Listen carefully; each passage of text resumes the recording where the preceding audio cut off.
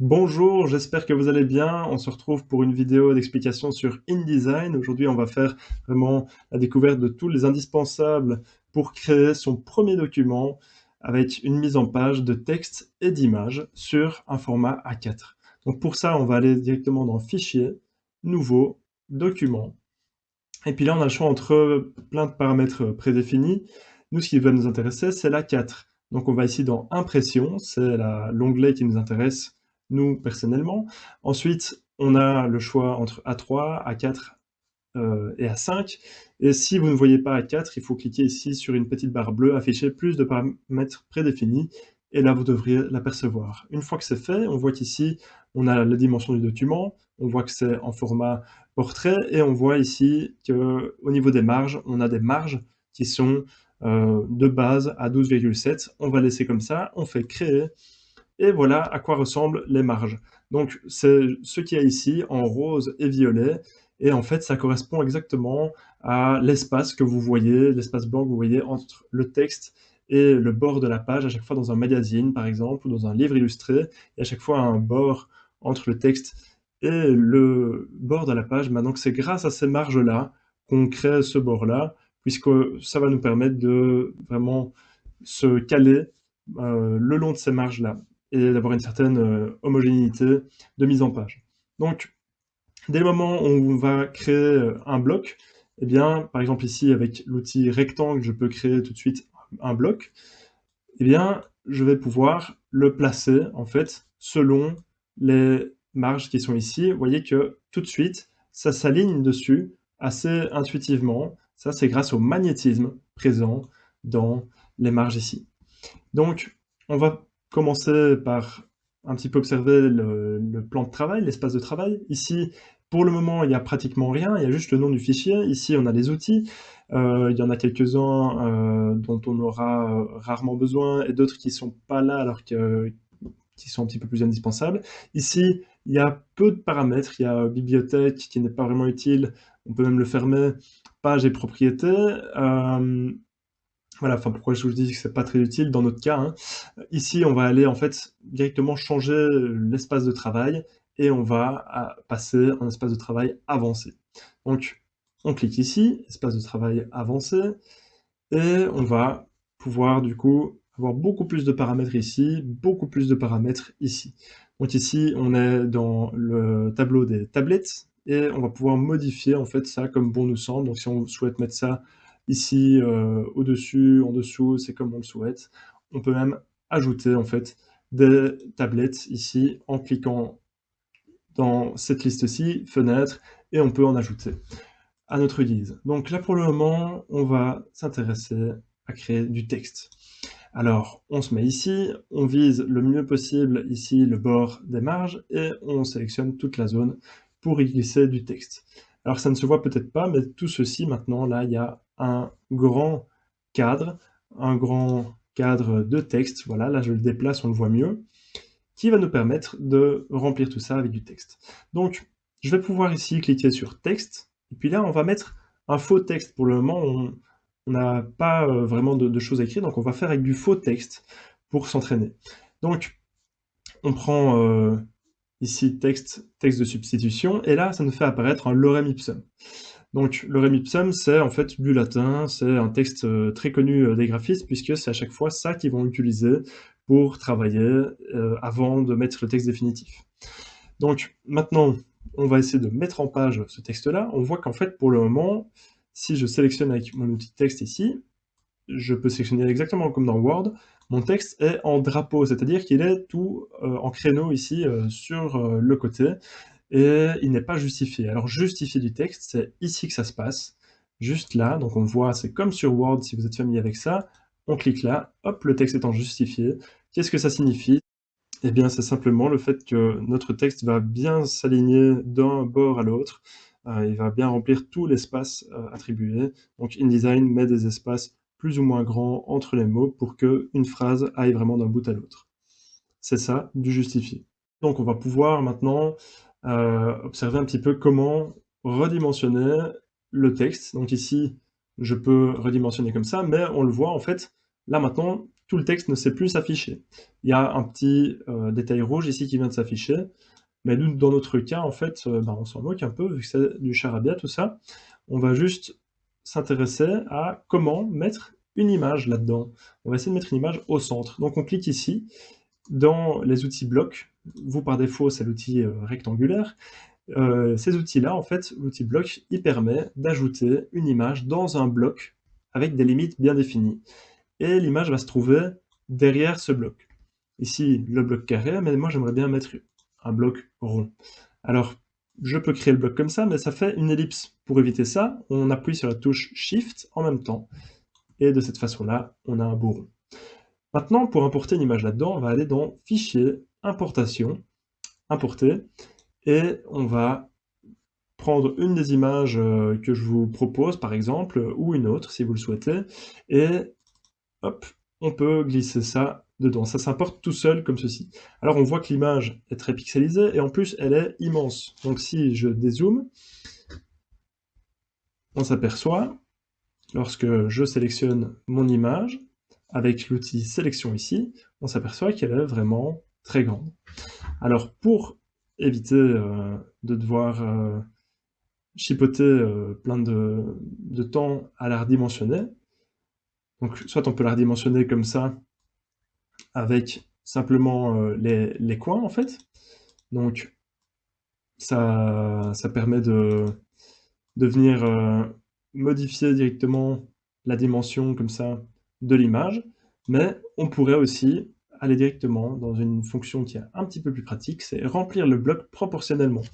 Alors ici, si je clique là-dessus, hop, mon image vient de s'ajuster parfaitement ici en haut et en bas sur le bloc et je n'ai plus qu'à la positionner comme je le souhaite ici dans ce bloc image. Voilà. Alors maintenant, il faut bien veiller, si je veux bouger mon bloc ici, à sélectionner uniquement le bloc. Là, je sélectionne l'image et si je clique deux fois ici, hop, je sélectionne le bloc image uniquement. Alors, un autre détail, c'est que si maintenant je veux modifier la taille du bloc, en fait, ça ne modifie pas la taille de l'image pour autant, donc c'est pas très pratique. Alors, pour pouvoir modifier les deux en même temps, il faut que je clique là-bas sur Ajustement automatique. Et là, maintenant, vous êtes capable de modifier ici la dimension de l'image et du bloc qui l'entoure en même temps. Alors par contre, il y a encore moyen de se tromper, il y a encore moyen de sélectionner uniquement le bloc de l'image, l'image qu'il y a dans le bloc plutôt, donc il faut bien veiller à la sélectionner comme ceci. Voilà, donc ici c'est bien joli, mais notre image elle est devant le texte, donc on aimerait bien que le texte puisse s'adapter autour de l'image. On sait que dans Word il y a une fonction qui est un petit peu semblable, hein, et on est donc peut-être familier à ceci. Donc là je viens de cliquer ici sur ce petit logo-ci, habiller la forme de l'objet, et on vient de voir que tout le texte s'est mis autour de notre forme, et si je sélectionne bien mon image, décidément, voilà, si je sélectionne bien mon image, eh bien le texte va à chaque fois se répartir selon le positionnement de l'image. Alors maintenant, ok, c'est bien joli, mais c'est beaucoup trop près. Alors, pour changer ça, ça se trouve pas ici, ça se trouve dans une petite fenêtre un peu plus cachée. Il va falloir aller ici dans Fenêtre, Habillage de texte. Et alors, soit on la laisse là, soit on peut même la glisser ici, et elle se rajoute ici. Donc, habillage de texte, et là, il y a un petit paramètre qu'on peut modifier, les autres sont grisés, c'est la distance avec les bords du cercle. Et puis là, on ajoute un petit peu de distance pour que ce soit plus homogène et plus lisible. Alors maintenant, on va s'amuser à ajouter un titre ici au-dessus, parce que l'artiste que j'ai sélectionné ici pour ce travail-ci, en fait, elle s'appelle Xingye Jin, et on va lui faire un petit peu hommage, on va dire, avec une belle présentation. Alors, j'agrandis un peu ceci, je le redéplace, et puis je vais redimensionner le texte en fonction de ceci. Donc, toujours avec l'outil de sélection ici, je redescends mon texte jusqu'à ce qu'il atteigne, vous voyez qu'il y a un petit trait qui apparaît, jusqu'à ce qu'il atteigne le bord de mon cercle. Alors je vais peut-être un petit peu, redéplacer, le cercle, ceci dit, parce qu'il est quand même fort près. Voilà. Alors sans doute que quelque chose vous a semblé bizarre, c'est la qualité de l'image. Ici, elle a l'air vraiment toute pixelisée. Rassurez-vous, en fait, son vrai format est bien plus grand que ça et à l'impression, si on clique ici sur ce petit bouton-ci, clic droit dessus et présentation, à l'impression, ça donnera ceci, donc une bonne qualité. InDesign n'est pas capable d'afficher toutes les images en full résolution dès le départ, il ne les importe en full résolution qu'à la sortie, donc au moment où vous exportez le fichier pour l'impression. Donc pas de panique avec ça, c'est vraiment tout à fait normal que ça affiche, cette résolution-là pour le moment. Ça va?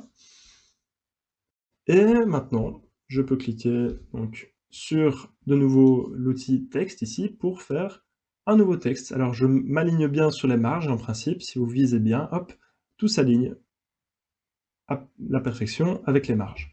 Donc ici, même si on ne le voit pas, mon groupe texte, il est bien là. Je peux cliquer ici pour ajouter du texte, apparaît une petite barre, comme dans Word, et je vais pouvoir taper le nom de cet artiste, donc Xin Ye Jin. Et puis là, c'est en fort petit, donc on va le mettre en plus grand. Alors vous voyez que soit je peux sélectionner comme dans Word, comme ceci, soit je peux, en fait, et c'est plus pratique, appuyer sur CTRL, clic sur le bloc, et là je suis sûr de sélectionner tout le texte sans qu'il soit caché comme ça par du noir. Et là je peux donc mettre par exemple ici 90 en dimension, donc ici la dimension des lettres, et puis là je vais pouvoir sélectionner soit comme ça, pour mettre une typographie ici, soit vraiment de nouveau en cliquant simplement sur CTRL, clic, et puis là je peux voir le choix de la typographie sans que ce soit caché par du noir. Donc ici j'ai une idée de ce que je veux mettre, je vais mettre la typo Elephant. Voilà, donc maintenant je vais vouloir peut-être mettre un petit peu plus d'originalité dans ce titre, donc je vais pouvoir augmenter un petit peu la taille des capitales ici par exemple. Donc je vais mettre par exemple ici du 120 en dimension. Là pareil. Je me rends compte que le J ici paraît un peu plus petit, donc je vais peut-être mettre 130 à la place. Et je vais pouvoir, pour rendre ça peut-être un peu plus dynamique, retirer l'espace ici et décaler ceci. Alors il y a moyen de décaler verticalement du texte dans ce petit paramètre-ci. On peut redescendre ici sans modifier quoi que ce soit au niveau des paragraphes ou au niveau de quoi que ce soit. Je peux redescendre ici du texte. Alors dans la même ligne. Je redescends ici, vous voyez, je prends ici la règle, je redescends, je crée un repère comme ça. Ici, du coup, je vais pouvoir m'aligner avec le King Ye pour descendre le Jin. Donc, je descends et on y est. Voilà, plus besoin de ce repère-là, je peux le remonter, hop, il disparaît. Le texte, à présent, je peux le remonter un petit peu au-dessus. Je maintiens la touche Shift pour qu'il reste aligné ici. Par contre, vous allez le voir ici, on n'est pas tout à fait aligné ici, donc je peux, avec les touches fléchées, venir comme ça. Voilà, c'est vraiment pour la précision, puisque au final, personne ne verra nos marges à part nous. Ici, je peux créer un nouveau bloc texte, du coup. Hop, je fais attention de ne pas créer mon bloc texte ici, sinon je vais juste écrire. Il faut que je le crée une fois que le logo ici, comme ceci, apparaît. Là, c'est bon. Voilà. Et je peux donc mettre du texte en 22 cette fois. Et je vais mettre du Century Gothic Regular. Ça doit être celui-ci. Voilà. Et puis, on va mettre du texte.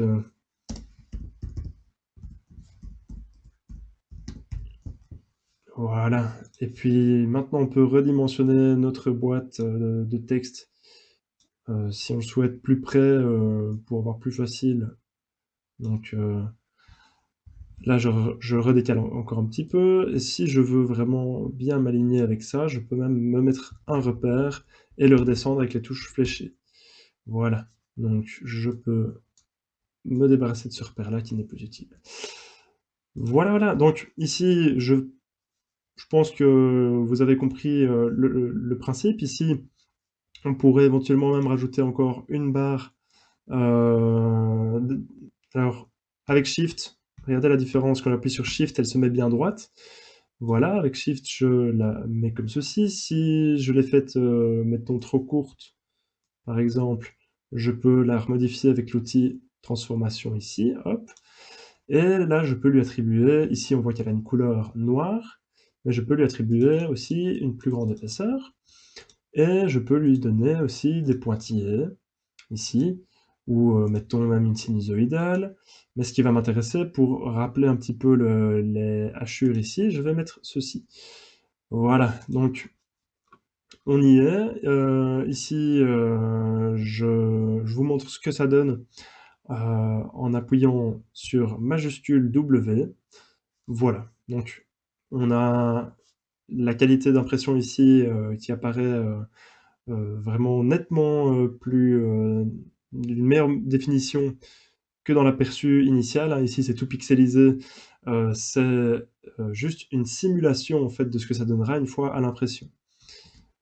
Voilà donc ce que ça donne.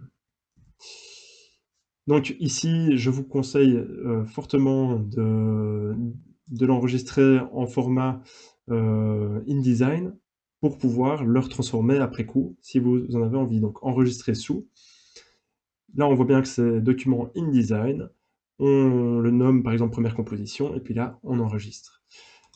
Donc c'est exactement comme pour Photoshop, le format PSD vous permet de remodifier tout, vraiment comme vous le souhaitez.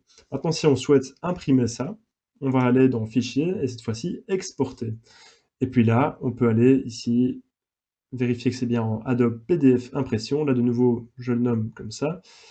Donc PDF Impression, il nous propose quelques paramètres.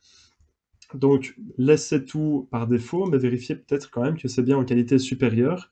Pour l'impression, c'est toujours mieux.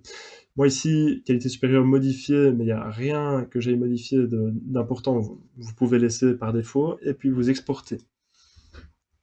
Alors ici, il nous dit, il y a du texte en excès sur les pages 1. C'est ce petit carré rouge là, qui en fait nous prévient que le lorem ipsum qu'on a mis par défaut là, dépasse hors de cette zone de texte. Mais en fait, le lorem ipsum ne signifiant rien, on s'en moque un peu. Donc, ne pas cliquer ici parce que c'est quand même important ce genre d'information, et on fait OK. Là, ça enregistre le PDF, et maintenant, vous êtes OK.